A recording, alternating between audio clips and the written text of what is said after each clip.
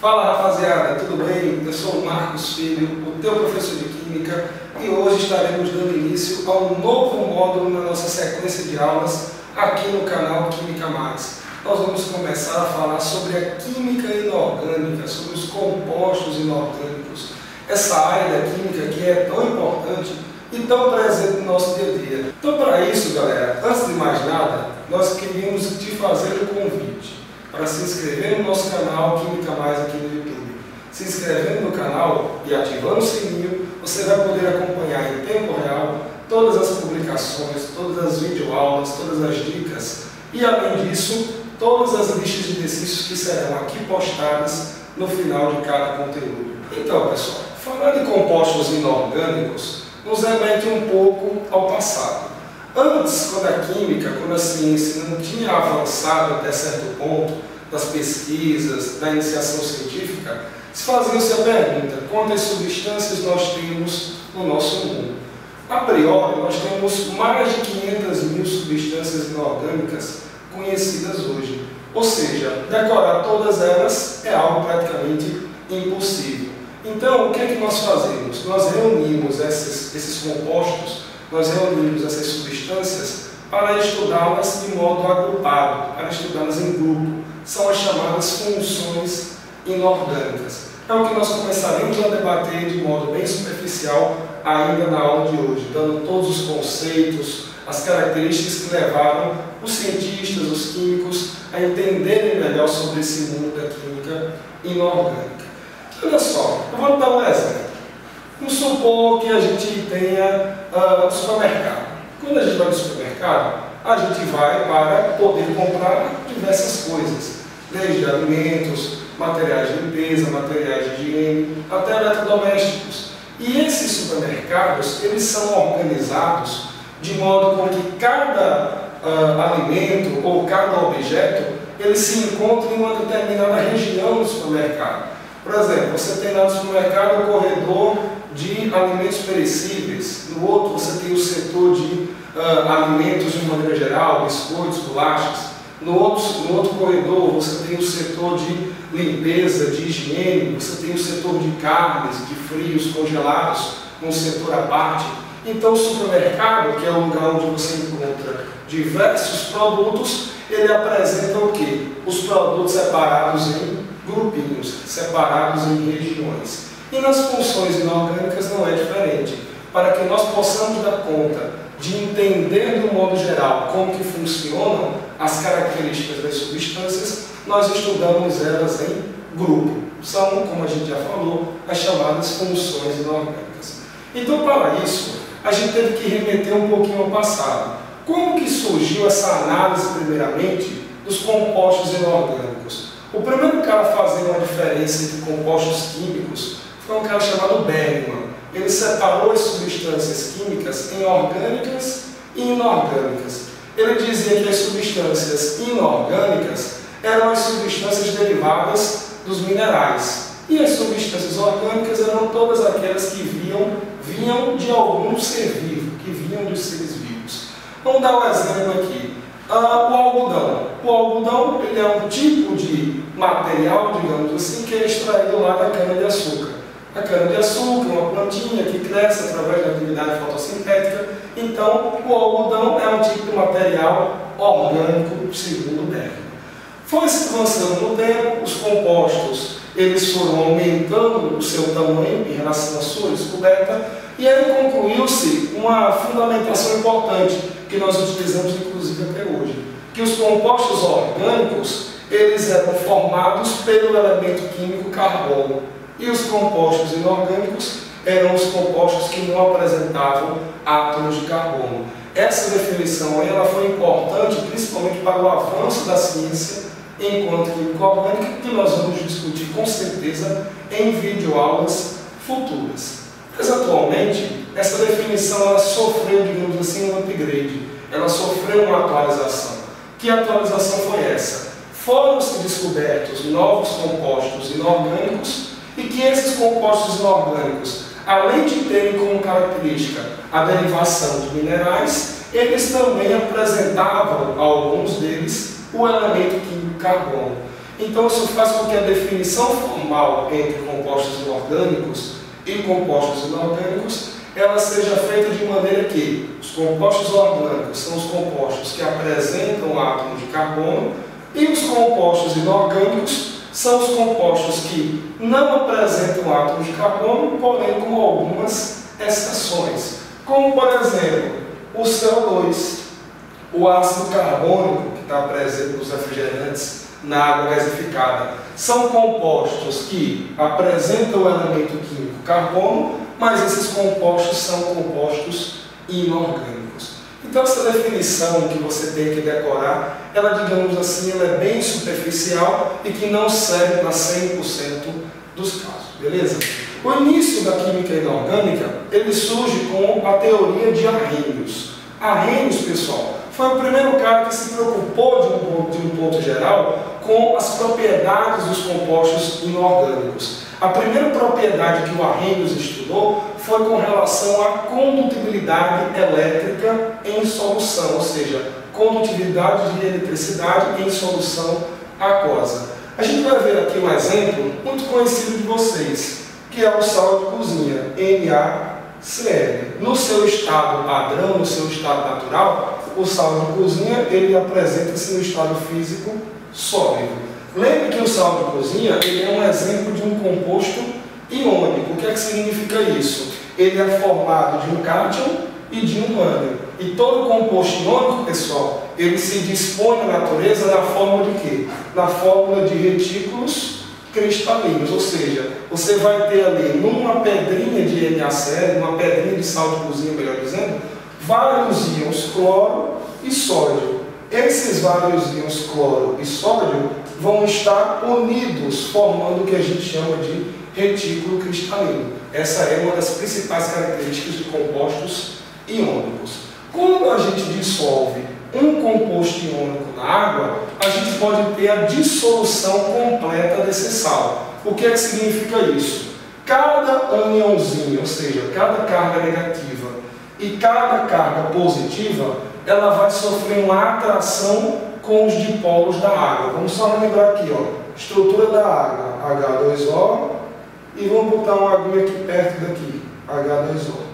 Quando você aproxima a molécula de água do íon cristalino, do retículo cristalino, o que vai acontecer? Vamos relembrar. Estrutura da água, o oxigênio tem dipolo negativo e os hidrogênios polo positivo. Quando você aproxima a molécula de água de um ânionzinho desse, vai haver o quê? Vai haver uma atração entre o negativo e o positivo. Do mesmo jeito com a carga positiva do cátion. A parte positiva do cátion vai interagir com a parte negativa da água. Simplesmente uma atração eletrostática. Se essa força de atração da água para com os íons for superior à atração que já existe entre os íons do retículo cristalino, significa o quê? Esse retículo cristalino ele vai se desmanchar, ele vai se separar. Isso é que é o fenômeno da dissolução. Então os compostos que se dissolvem em água, os compostos iônicos que se dissolvem em água, ocorrem porque a atração dos íons com o dipolo da água é mais forte, é mais intensa do que a atração entre os seus próprios íons. Essa força aqui de atração a gente chama inclusive de íon dipolo, é uma força inclusive muito forte, muito intensa e que já foi alvo de questão, por exemplo, no Enem. Então, voltando aqui, o que é que acontecerá aqui? A estrutura negativa do íon, do retículo cristalino, vai ser atraída pela parte positiva da água. Ou seja, aos poucos, os íons negativos eles vão começar a sair do retículo cristalino.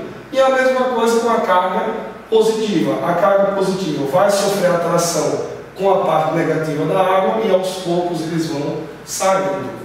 Conforme que isso for acontecendo, eu vou tendo a liberação do cátion, que no caso do sal de cozinha é o Na+, e do ânion Cl-. Como eles estarão rodeados de molécula de água, a gente coloca aqui a notação aqui, apenas para indicar que eles estão de forma aquosa, ou seja, eles estão envolvidos por moléculas de água. A gente chama esse fenômenozinho aqui de solvatação.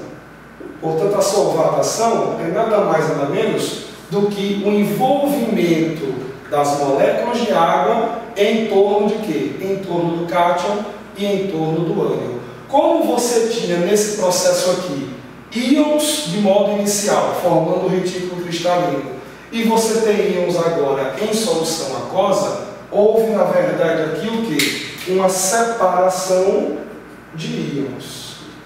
Separação de íons. E essa separação de íons a gente denomina de dissociação iônica. Então, a arte, digamos assim, né, o fenômeno da dissociação iônica, ela é caracterizada pela dissolução de um composto iônico em meio aquoso. Os íons existem no retículo cristalino, quando eles são jogados, dissolvidos em água, eles apenas se separam. Bom, esse é o fenômeno, então, que acontece com os compostos iônicos. Essa solução aqui agora, essa solução aquosa, ó, ela vai estar recheada de quê? Recheada de íons. Então, quando você tem uma solução aquosa em que você apresenta íons dissolvidos, a gente diz que essa solução ela é condutora de corrente elétrica. É uma solução dita de solução eletrolítica. Solução eletrolítica, solução que conduz eletricidade, que conduz corrente elétrica. Então, o fator primordial para que uma solução ou um líquido qualquer conduza corrente elétrica é que ele tem que ter o quê? Íons dissolvidos no seu meio, beleza? Uma outra propriedade que foi investigada pelo Arrhenius foi na substância ácida, como por exemplo o HCl. A gente vai começar a discutir os ácidos de maneira mais formal na próxima aula, mas aqui a gente já pode dar uma antecedência, digamos assim, em relação ao HCl. Observa só, o HCl, diferentemente do NaCl, ele não é um composto iônico, ele é chamado de um composto molecular. Por quê? Porque ele apresenta apenas ligações covalentes, hidrogênio e cloro, hidrogênio e a metal. Porém, esse composto aqui, pessoal, de maneira até então estranha, ele mesmo assim, em solução aquosa, vai apresentar condutibilidade elétrica. Por que que isso acontece? Qual foi o fato investigado aqui pelo Arrhenius? O HCl, ele apresenta hidrogênio se ligado a cloro. E o hidrogênio se ligado a cloro vai formar uma ligação chamada ligação covalente, e essa ligação covalente aqui não vai ser uma ligação extremamente polar. O que significa isso? Vai ter diferença de eletronegatividade entre os elementos. Não faz mal se você lembrar daquela famosa frasezinha lá, né? Fui ontem no clube, briguei e saí correndo para o hospital. Entre hidrogênio e cloro, o mais eletronegativo é o cloro. O que é que significa isso? O cloro ele vai puxar a nuvem eletrônica em direção a ele. Nuvem eletrônica leva consigo o quê? Uma densidade de carga negativa. Então você vai ter a região do átomo de cloro com densidade negativa, delta menos, e o hidrogênio, como vai estar sendo afastado da nuvem eletrônica, vai ficar com uma densidade de carga relativa, delta mais. Isso daqui que nós fizemos foi polarizar a ligação. Observe que é um fenômeno ligeiramente diferente do composto iônico. No composto iônico, como há a transferência total de elétrons do cátion para o ânion, não existe região parcial positiva ou negativa.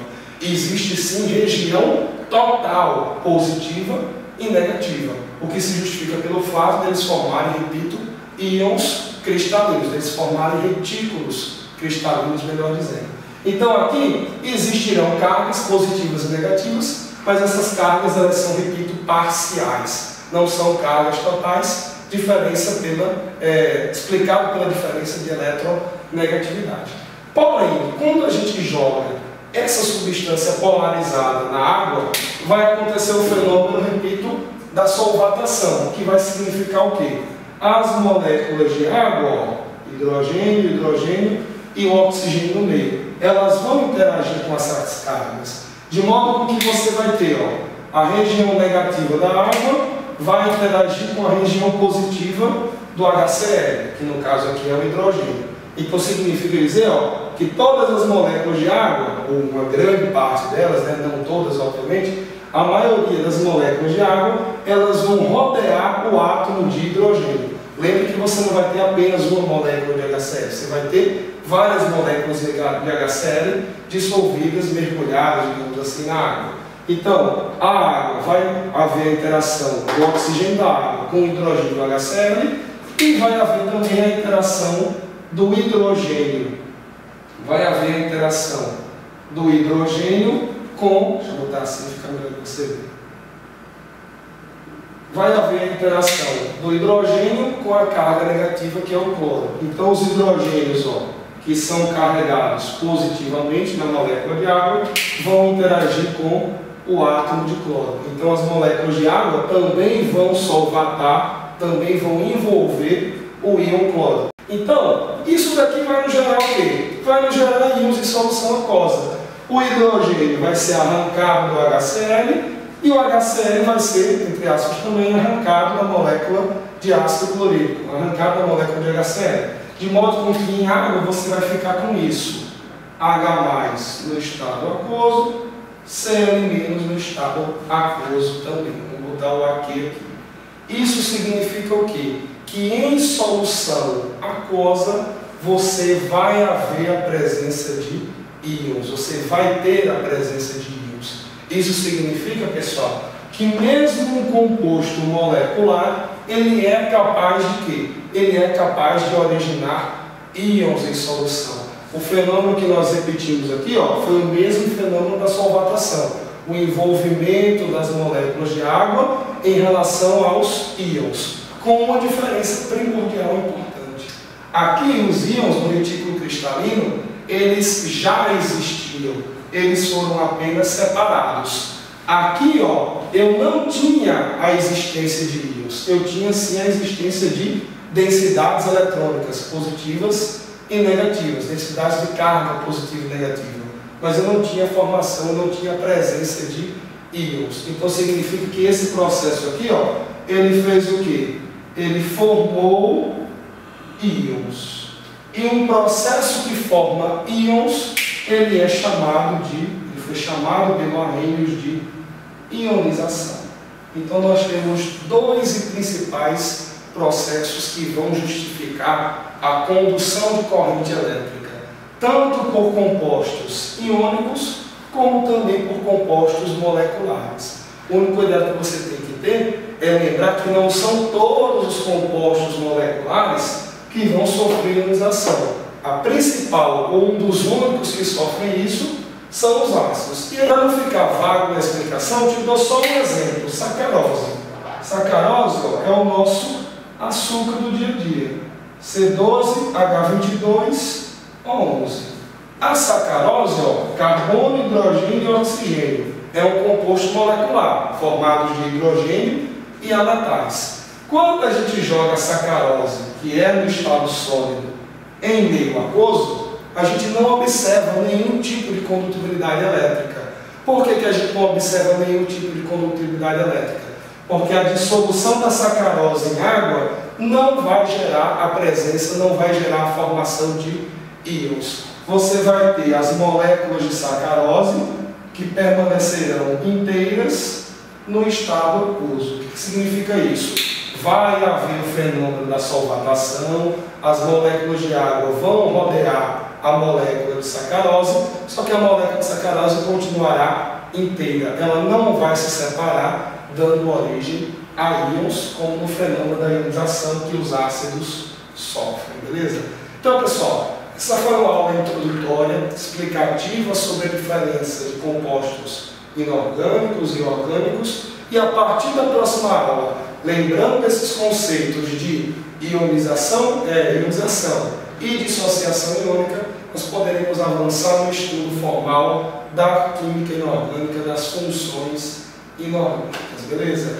Um grande abraço, fique com Deus e até a próxima aula. Tchau, tchau.